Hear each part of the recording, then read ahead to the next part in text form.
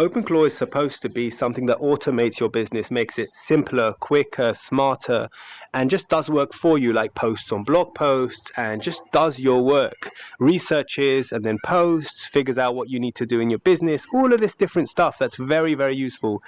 It's better than Gemini and OpenAI because it actually does things. It doesn't just answer you and make you do the work. It gives you a blog post, but also posts it for you. That's what's amazing. The problem with this crazy OpenClaw thing is that you won't even know if it's freaking running, to be honest with you, because OpenClaw will run every time you start your computer, or if you're running it on Android, it's just always running, whether you run it or not.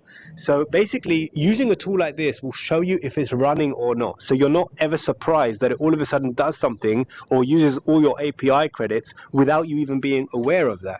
So this tool will let you start OpenClaw, but also it lets you stop OpenClaw. And I think that's very critical, because for people that are non-technical, knowing how to stop background services is not so simple. So if you want to have control and know when it's running and know when it's not running, Claw Launcher is a must-have for you. But if it was just that, that would be fine. It's not just that. You can update and roll back versions, because OpenClaw keeps updating and some versions are literally broken and then you all of a sudden can't carry on working. How dumb is that? You're trying to automate and your OpenClaw breaks. What's the point of using it if it's just causing you more problems?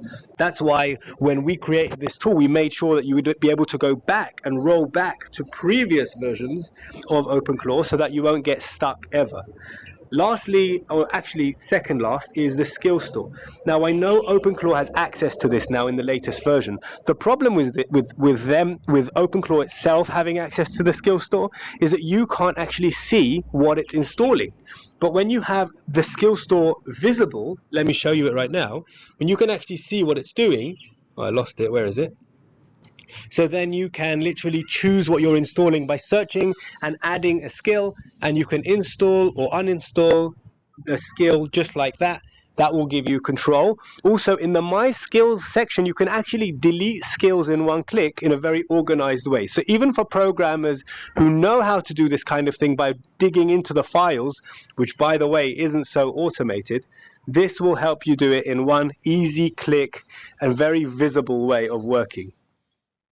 Additionally, for those of you trying to install OpenClaw or run OpenClaw or do all of these things, you are alone with OpenClaw. Even though you can ask it to help you, when it breaks, there's no one that's going to help you. But with this tool, you have an AI assistant outside of OpenClaw that can help you get back and running. And usually you won't even need this because everything is very user-friendly.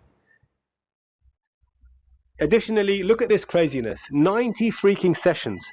And some of the sessions get so big that you literally are using so many tokens on AI.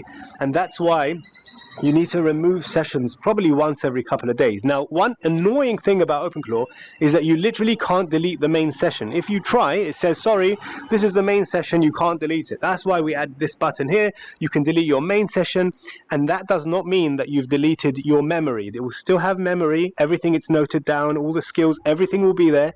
Just the conversation sessions will go. Now, if you get stuck anytime, you just click Start Fresh, and it will start a new config file. So whenever your OpenClaw breaks, just click Start Fresh, and you're good to go. Now, there's something over here that we did not list, and I really want to show you that. It's the system restore points. Let me show you it in the Android version of OpenClaw, which I absolutely love. It's actually the only one I use at the moment because it's so handy. Like I'm sitting on the freaking bathroom creating automations for my business. Think about how crazy that is. So in the toolkit section, I can do create backup and restore points. So when everything is working, everything is freaking working, you create a backup point for your entire workspace. That way, if anything breaks after everything is working, you can always just go back. Now, any automation programmer knows that if you're using an automation tool like OpenClaw, or if you're building code, you always have to be able to go back to the previous change if something breaks. That's just normal with automations. You don't want to be stuck with a broken OpenClaw. And so with this create restore point tool, you can literally safely back up your entire OpenClaw configuration so you can revert back if something freaking breaks. This is so basic. Why doesn't this come included with OpenClaw? Well, who cares? That we don't have to ask stupid questions. We just build solutions, and that way you can say, before making a big automation and then this is all working now. And then you create a backup, and then it will just do it all for you in the background. And then after 1 minute, you have a restore point that you can always go back to. Even Windows has this. Windows has freaking back system restore points. So here we are. Now we have 2 restore points, and we can roll back to each one whenever we need. And more functionality for the Android version is the snapshot global config. What it is, it basically hot swaps AI models. Like, let's say you're about to change the AI model in the config and you want to use a different version like DeepSeek or Gemini, and you want to switch them about really quickly. This lets you switch out the config. Also, the good thing about this is you can create any number of these, and you can kind of have setups, different config setups. So let's say you're really using coding, you switch to Claude. Let's say you're really using just chatting away or having a laugh, you can just use DeepSeek, for example. That's very useful.